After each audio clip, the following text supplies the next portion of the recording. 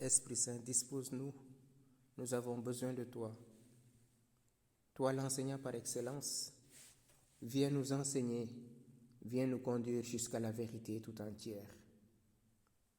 Je vous salue Marie, pleine de grâce. Le Seigneur est avec vous. Vous êtes bénie entre toutes les femmes. Et Jésus, le fruit de vos entrailles, est béni. Sainte Marie, Mère de Dieu, priez pour nous pauvres pécheurs, maintenant et à l'heure de notre mort.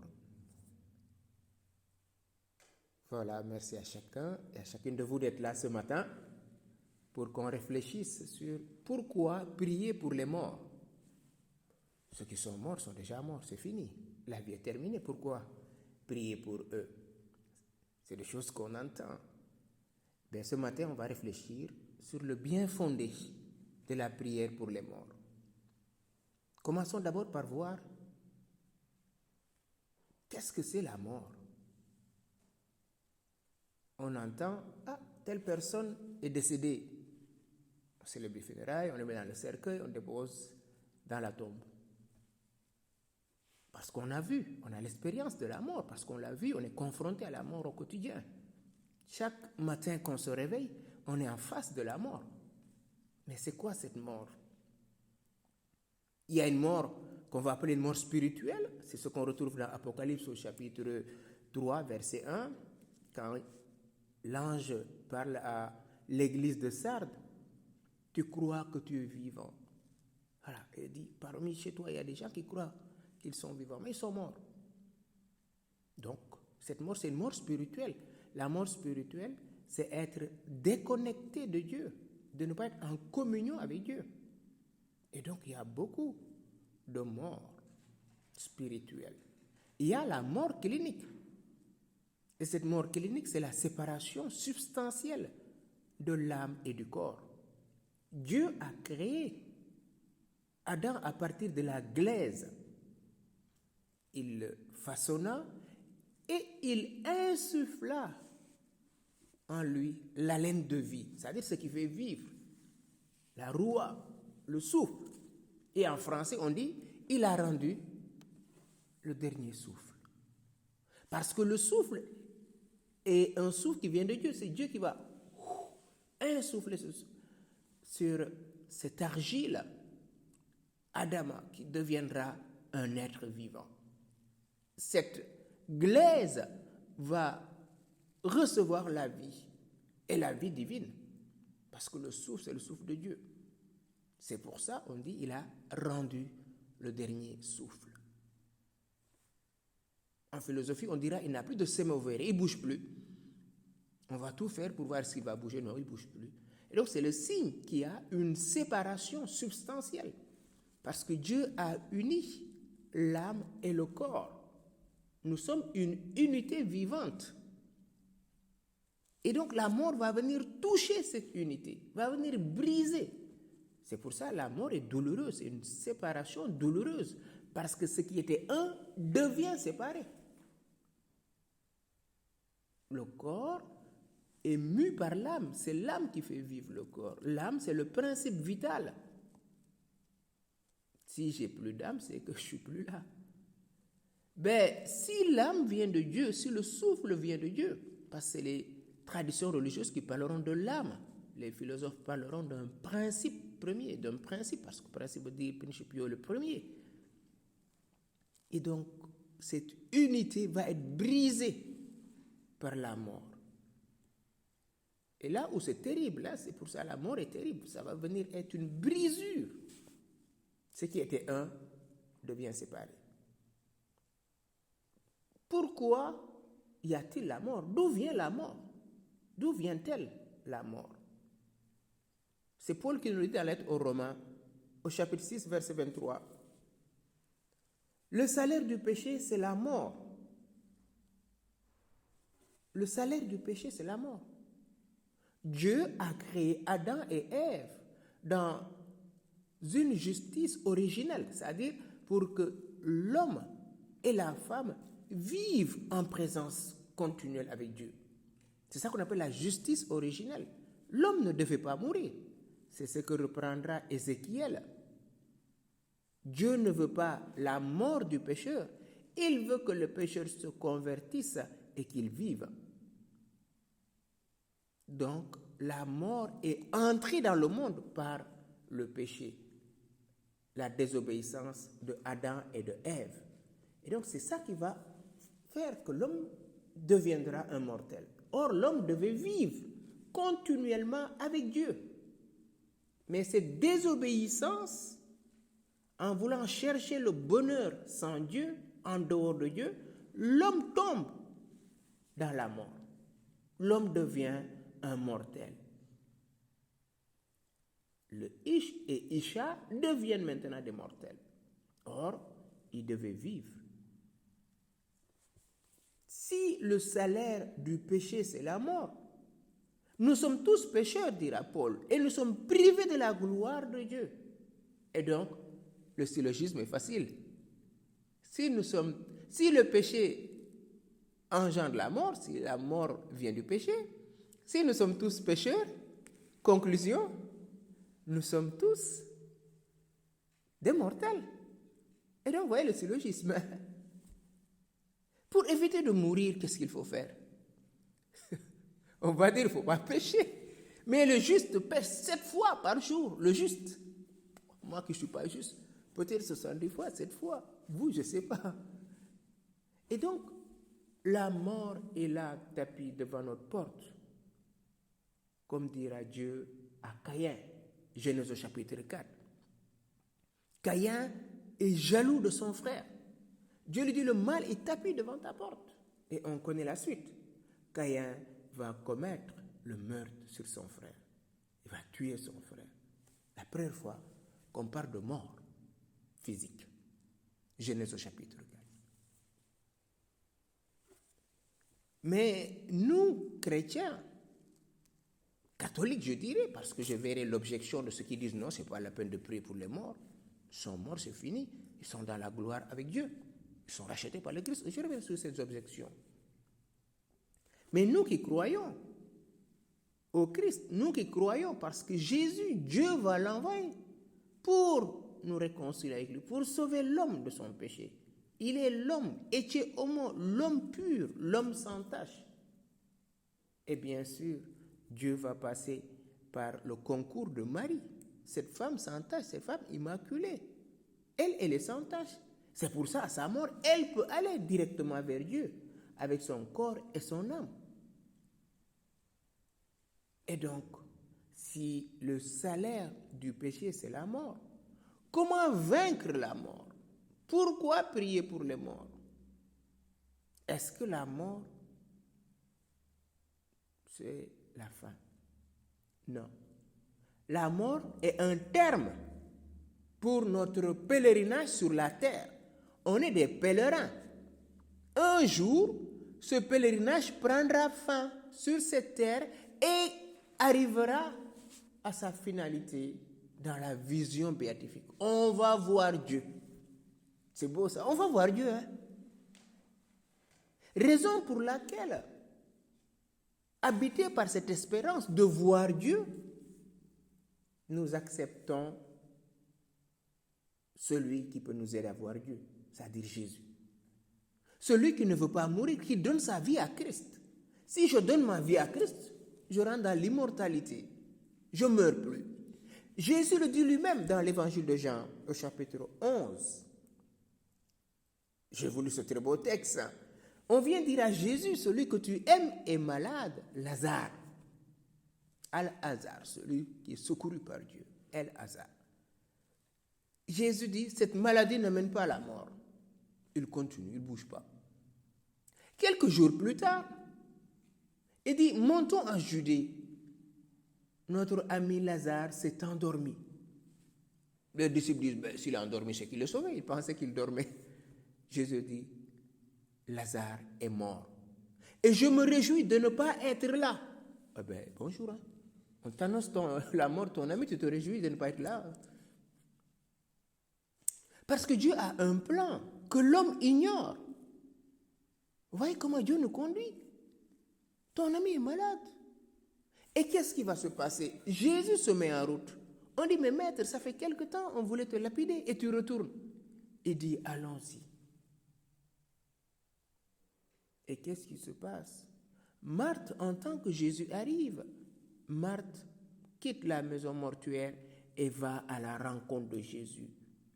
Marthe dit à Jésus, Seigneur, si tu avais été là, mon frère ne serait pas mort. Si tu avais été là. Autrement dit, quand on t'a averti, si tu es venu à temps, tu aurais fait quelque chose. Maintenant, encore dit Marthe, je le sais. Ce que tu demanderas à Dieu, Dieu te l'accordera. C'est extraordinaire. Si tu avais été là, mon frère ne serait pas mort. Et Marthe continue, je sais. Ce que tu demanderas à Dieu, Dieu te l'accordera. Autrement dit, si tu demandes à Dieu tout de suite de ressusciter mon frère va ressusciter. Jésus lui dit, ton frère ressuscitera. Marthe reprit, je sais qu'il ressuscitera au dernier jour. Oui, l'espérance de la résurrection. Oui, je sais, il ressuscitera au dernier jour. Ça, c'est l'espérance. Jésus lui dit, moi, ego eimi, moi, je suis la résurrection et la vie. Celui qui croit en moi, même s'il meurt, vivra. C'est incroyable. Si tu demandes à Dieu, il le fera. Jésus lui dit, moi, je suis la résurrection. Je n'ai pas besoin de demander à mon Père. Je suis la résurrection. Ouais. Nous, on ne peut pas dire ça. Hein? Peut-être vous pouvez dire, moi, je suis. Vous allez dire, moi, je suis Dominique. Ah, moi, je suis Antoine. Moi, je suis Brigitte. Mais dire, je suis la résurrection. Eh bien, oui. Jésus, on peut l'appeler la résurrection. Je sais si on va le voir. Résurrection, il va se tourner pour dire, me voici. Je suis la résurrection. Et il ajoute ces choses extraordinaires. Celui qui croit en moi, même s'il meurt, il vivra. C'est pour ça, quand je pars pour les funérailles, je dis toujours aux gens, non, cette personne n'est pas morte. Elle vit. Celui qui croit en moi, mais moi je crois en Jésus, donc je ne vais pas mourir. Rappelez-vous, hein, le salaire du péché, c'est la mort. Jésus dit, moi, je suis la résurrection. Celui qui croit en moi, conclusion, ne meurt pas. Si on s'arrêtait là pour cette conférence, ça va. Hein? Est-ce que vous croyez à ça, Brigitte? Ah ben oui. Ben oui. On ne meurt pas. Pourquoi? Parce que la mort n'est plus la fin. La fin, c'est quoi? C'est la résurrection. Et la résurrection, c'est une personne qui m'a aimé et qui a accepté de mourir à ma place. Il me donne quoi en mourant à ma place? Il me donne le passeport du ciel, la résurrection. C'est pour ça, à la messe, on dira, je crois à la résurrection de la chair. C'est beau. Et dans le livre de la sagesse, un très beau texte, hein? Sagesse au chapitre 3. Mais les âmes des justes sont dans la main de Dieu. Aucun tourment n'a de prise sur eux. Aux yeux de l'insensé, ils ont paru mourir. Leur départ est compris comme un malheur et leur éloignement comme une fin. Mais ils sont dans la paix. Au regard des hommes, ils ont subi un châtiment, mais l'espérance de l'immortalité les comblait. Écoutez la suite, c'est ça qui est beau. Après de faibles peines, de grands bienfaits les attendent, car Dieu les a mis à l'épreuve et trouvés dignes de lui. Comme l'or au creuset, il les a éprouvés. Comme une offrande parfaite, il les accueille. Au temps de sa visite, ils resplendiront comme l'étincelle qui court sur la paille. Ils avancent. C'est ça la résurrection. Mais avant la résurrection, il y a un temps. Et ce temps-là, c'est un temps de purification. Parce que l'âme, en quittant ce monde, qu'est-ce qui se passe? On dépose le corps dans la tombe. L'âme va où? L'âme retourne à Dieu. Si l'âme est pure, c'est-à-dire dans l'état de pouvoir contempler Dieu, l'âme entre dans la vision avec Dieu, la communion avec Dieu, l'intimité. Si cette âme n'est pas en mesure de contempler directement Dieu, elle va vivre une étape de purification. C'est ce qu'on appelle le purgatoire. Le purgatoire, c'est que je pars de ce monde en n'ayant pas expié tout le mal que j'ai commis. Parce que Jésus nous dit, il vient comme un voleur. Tout de suite, je peux tomber. Ça dépend dans quel état d'âme et mon âme, Dieu seul sait. C'est pour ça, quand j'entends les gens dire, oui, il n'est pas en état de grâce, j'ose pas dire ça moi. Qui sait qui est en état de grâce? Qui sait? Je ne sais pas si vous connaissez l'histoire de Catalina, cette dame qui reçoit la révélation du mystère eucharistique. Qu'est-ce qui se passe pendant la messe? La Vierge lui fait une catéchèse de la messe. Et donc, elle s'est confessée la veille. Elle va à la messe, mais elle est pressée parce qu'elle sait qu'elle va en retard. Elle arrive juste au moment de rentrer, c'est la procession, l'évêque rentre, voilà. Et là, la Vierge commence à lui faire la catéchèse. C'est quoi une messe? Et donc, elle se disait, moi, je suis en état de grâce, parce que hier, je me suis confessée la veille. Mais entre-temps, le matin, elle était là, elle a même bousculé cette femme qui l'a saluée et tout. Elle ne voulait pas perdre du temps. Et puis, ce chauffeur de voiture, la manière dont il a parlé, ce n'était pas charitable. Et la Vierge lui dit, tu penses que tu es en état de grâce? Tu as vu comment tu as parlé au chauffeur? Tu as vu cette femme qui voulait te saluer, comment tu l'as répondu? Elle s'est confessée. Comment je vous regarde? Eh bien, ça peut impacter mon âme. Ce qui se passe dans la conscience, seul Dieu le sait. Elle croit être en état de grâce, non? Elle a commis des péchés liés à la charité. Pour sourire, oui, moi je cours à la sacristie, il faut que j'invite la messe. Elle voulait me parler. Je dis après la messe, d'accord, d'accord. Dieu seul sait. Et donc, cette âme va vers Dieu. Si elle n'est pas dans cette pureté attendue, elle passe par une étape de purification qu'on appelle le purgatoire. Et donc, le purgatoire, c'est quoi? C'est difficile d'en parler parce que personne parmi nous n'est parti pour faire une visite et nous dire. Mais dans notre foi chrétienne catholique, le purgatoire, qui veut dire purgare en latin, signifie nettoyer, débarrasser, purifier. Donc, le purgatoire est un temps d'épreuve permettant la purification préalable de ceux qui, au terme de leur vie terrestre, sont admis à partager le bonheur de Dieu, c'est-à-dire chacun d'entre nous. Et donc, c'est une étape de purification.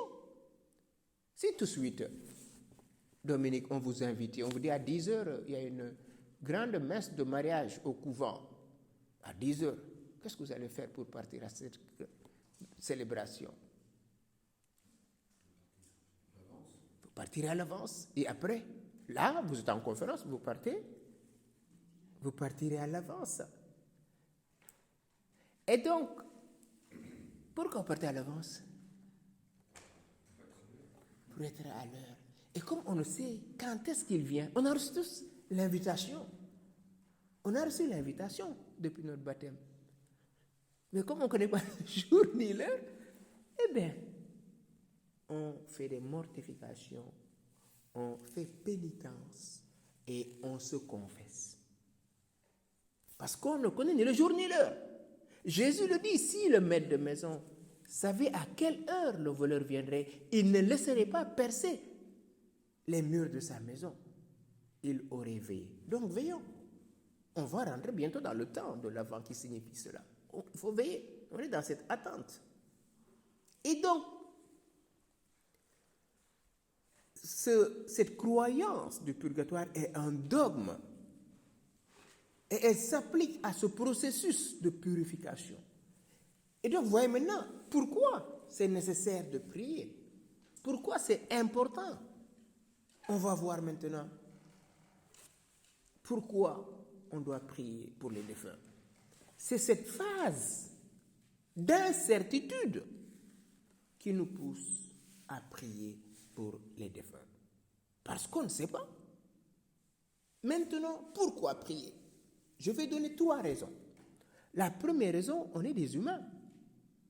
On a besoin du soutien des uns les autres. Deuxièmement, il y a la charité qui nous unit. Et cette charité ne s'arrête pas sur cette terre. Il y a aussi l'espérance que les défunts partageront un jour la gloire de Dieu. C'est l'espérance. Et donc, il y a l'humanité qui fait qu'on est unis les uns les autres. Deuxièmement, il y a la charité. C'est la charité. Et troisièmement, il y a cette espérance.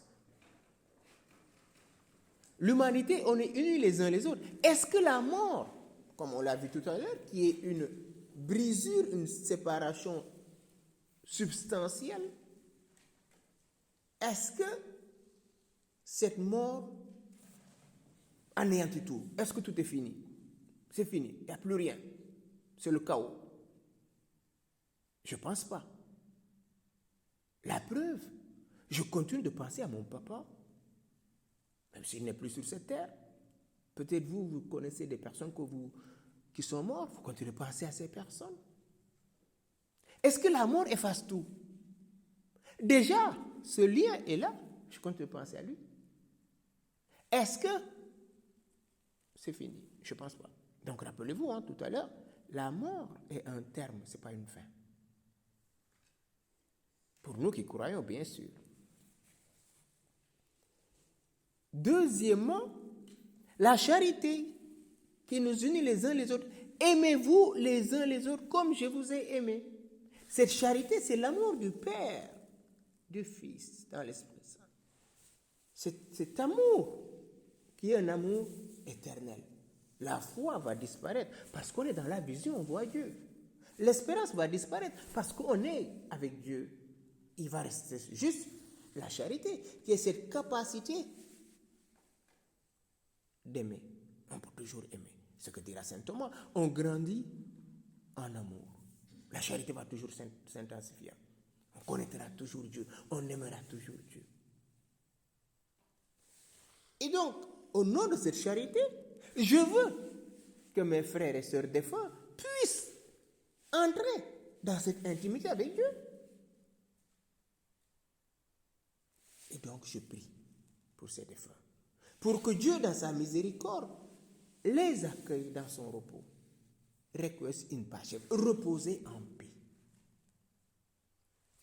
Et troisièmement, par l'espérance, qu'un jour nous tous, nous nous retrouverons avec Dieu, parce que nous sommes tous membres d'un seul corps. Voilà les 3 raisons que j'avance, on peut en trouver d'autres. 3 raisons que j'avance qui montrent qu'on doit prier pour nos frères et sœurs défunts.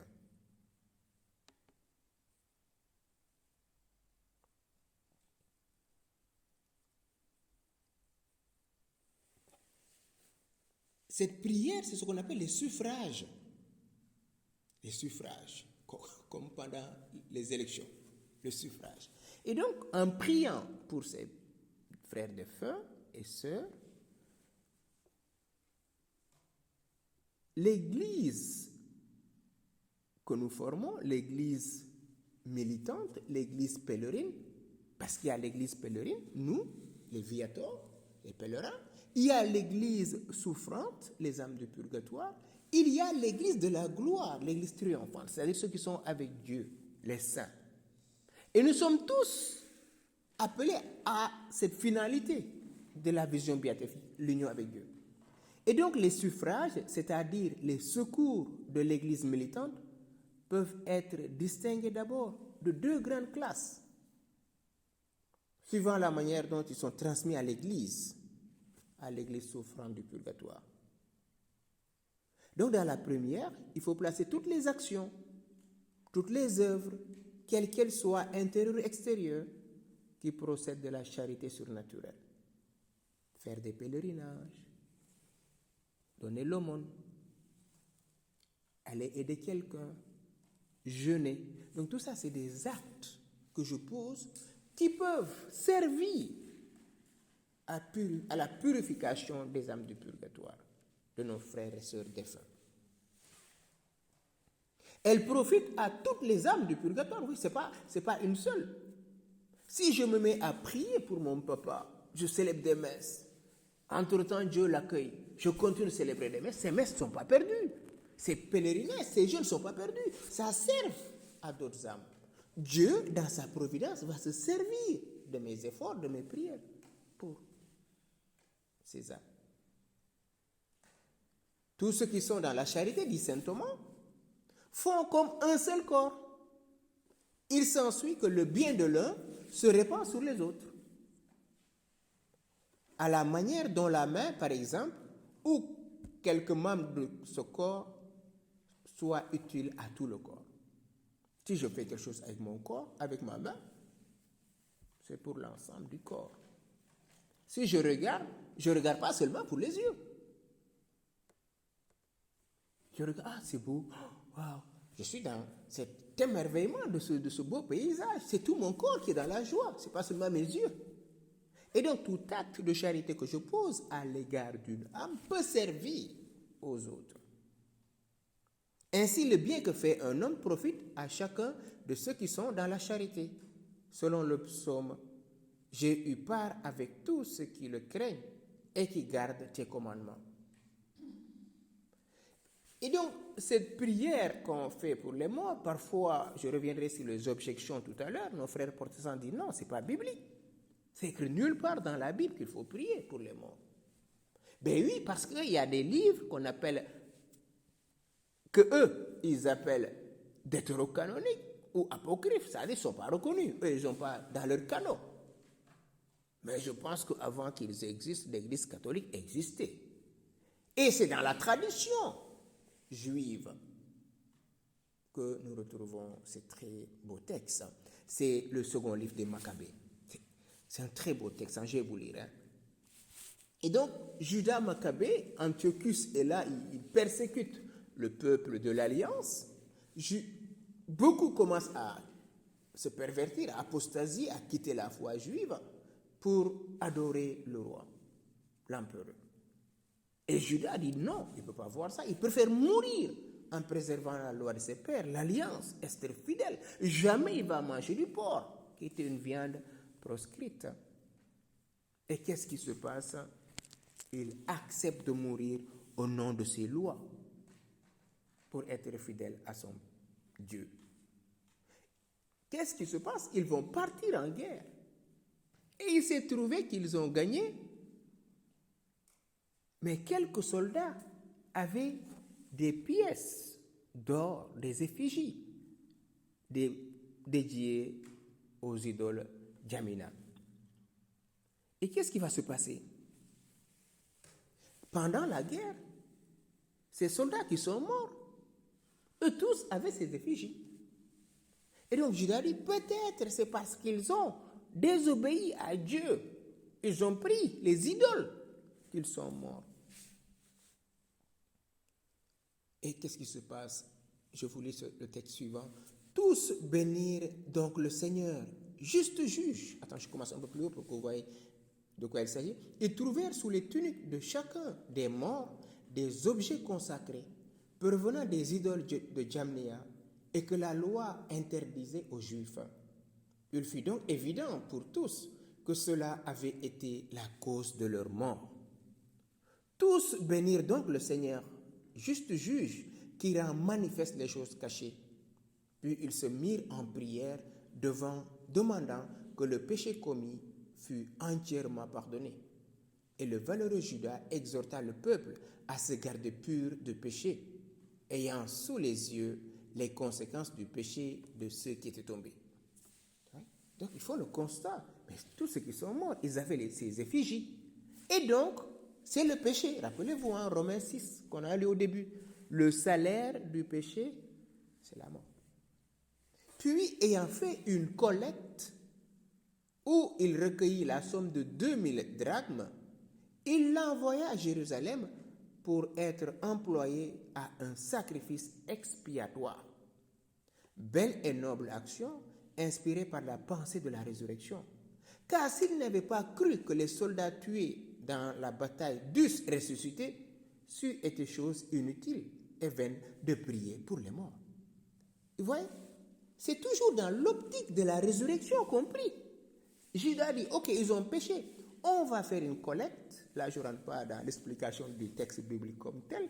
Ils vont faire des prières à Jérusalem, au temple. Pourquoi? Pour l'expiation, c'est-à-dire le pardon de leurs péchés. Donc, ça, dans le second livre des Maccabées. Et c'est là, il dit, parce que c'est à cause de la résurrection. S'il n'y avait pas de résurrection, ça ne sert à rien de prier pour les morts. Il considérait en outre qu'une très belle récompense est réservée à ceux qui s'endorment dans la piété. Heureux ceux qui sont morts dans le Seigneur.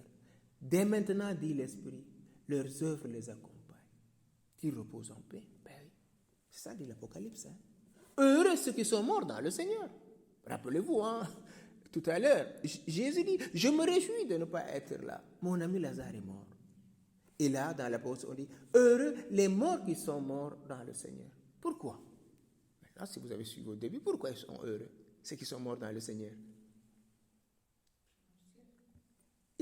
Parce qu'ils sont dans la vie. Jésus dit, ceux qui croient en moi, même s'ils meurent, vivront. Donc, ici, cette mort, pardon, vous étiez à l'autre salle, mais cette mort, c'est une mort clinique, c'est une séparation de l'âme et du corps. Le corps va dans la tombe, mais l'âme va vers Dieu. Et c'est pour ça, la résurrection finale, le corps va retrouver l'âme. Mais ce n'est plus un corps matériel avec le désir de manger et de boire. Ça sera un corps glorieux. Un corps glorieux. Raison pour laquelle on ne sera que dans l'amour. C'est l'évangile du dimanche dernier. Au royaume des cieux, il n'y aura plus de mariage. Pourquoi? On sera comme des anges. Les anges, c'est des êtres spirituels. Mais nous, on aura un corps, parce que notre corps sera un corps glorieux. Et donc, je vais voir avec vous maintenant quelques objections. Les gens qui disent non, on n'a pas besoin de prier pour les morts, ça ne sert à rien. Et donc, vous voyez, c'est un suffrage, c'est une communion. On est unis à eux. Et la meilleure des prières, c'est demander des messes pour les défunts.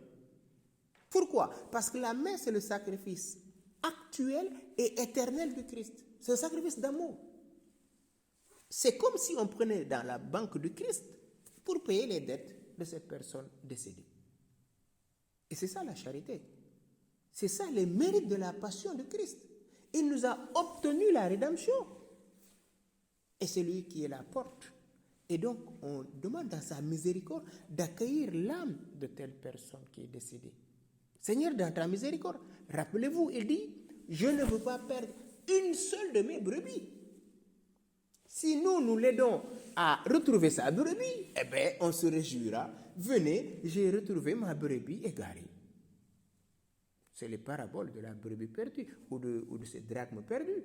Cette femme qui va balayer toute sa maison pour retrouver une pièce. Elle invite toutes ses copines pour faire la fête. Parce qu'une pièce qu'elle a retrouvée.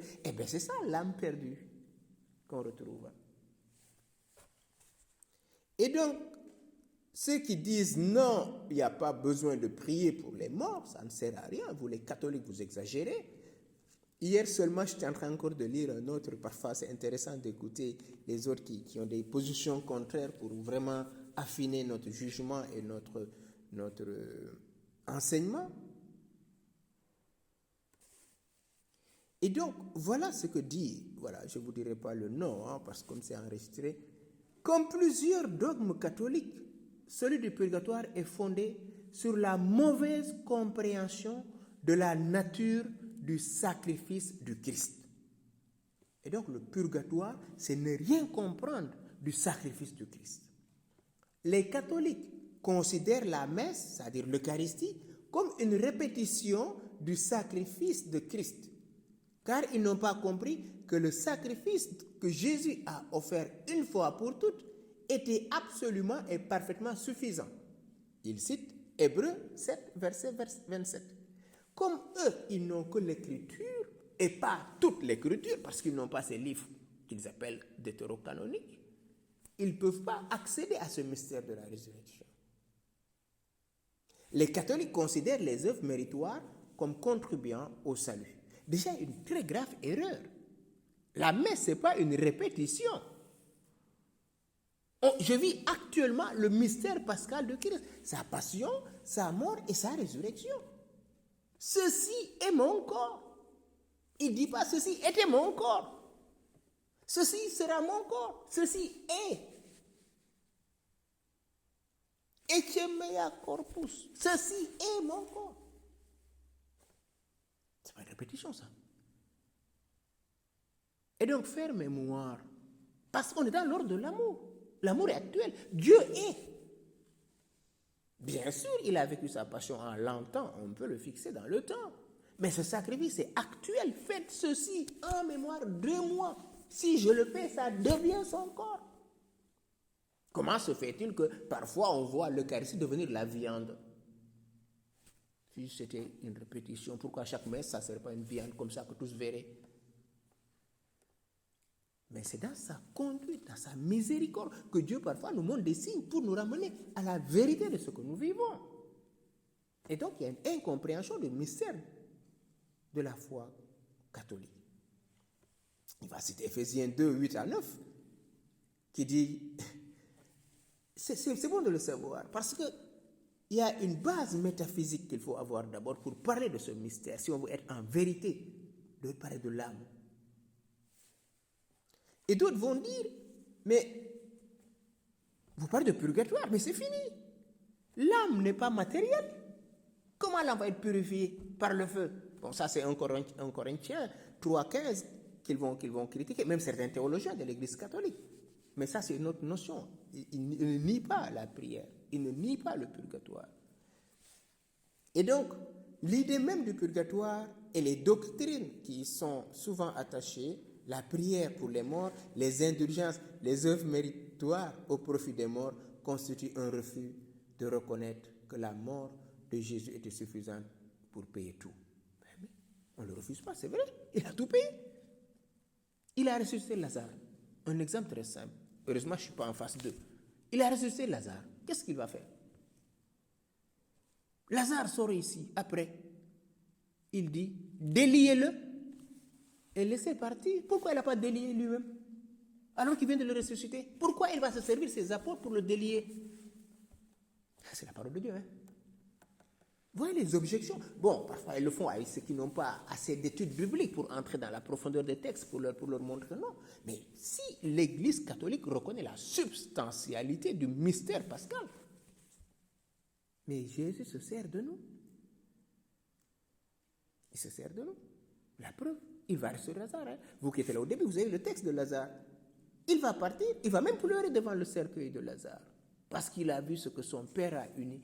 Le mal est allé jusqu'à le séparer, qui est la mort. Dieu ne veut pas la mort. C'est pour ça qu'en Dieu, il n'y a pas de mort. Et le texte extraordinaire du dimanche dernier. Il n'est pas le Dieu des morts, mais des vivants. Le Dieu d'Abraham, d'Isaac et de Jacob. Pourquoi la transfiguration, Élie et Moïse vont apparaître à Jésus? Ils sont morts combien de siècles? Pourquoi ils vont apparaître? Pourquoi on les appelle le Dieu d'Abraham, d'Isaac et de Jacob? Ils ne sont pas morts. Pourquoi le riche, il voit de loin Abraham? Père Abraham, dis à Lazare de tremper son doigt dans l'eau. Ils sont vivants. Et donc c'est dans cette espérance que nous tous, nous nous retrouverons un jour dans la patrie céleste, que nous prions pour ceux qui nous ont devancés. Parce que ces âmes ne peuvent plus faire grande chose pour elles. C'est à nous, dans la charité, de prier pour ces âmes. Et donc, la prière est très, très importante. Et la meilleure des prières, c'est la messe. Demander des messes pour les défunts, ça ne suffit jamais. Faire pénitence. Aujourd'hui, je ne vais pas prendre mon petit déjeuner ou je vais prendre mon café sans sucre. Personne ne le voit. Hein? C'est un petit truc, mais c'est fort. Ah, mais aujourd'hui, je ne vais pas prendre ma voiture, je vais faire un effort, je vais marcher. Ah, même si mes genoux, ok. Ah, aujourd'hui, je n'ai pas regardé telle série que j'aime bien à la télé. C'est des choses qui touchent le cœur du Père. Parce que nous sommes participants du gouvernement de Dieu. On est ministre dans le gouvernement de Dieu.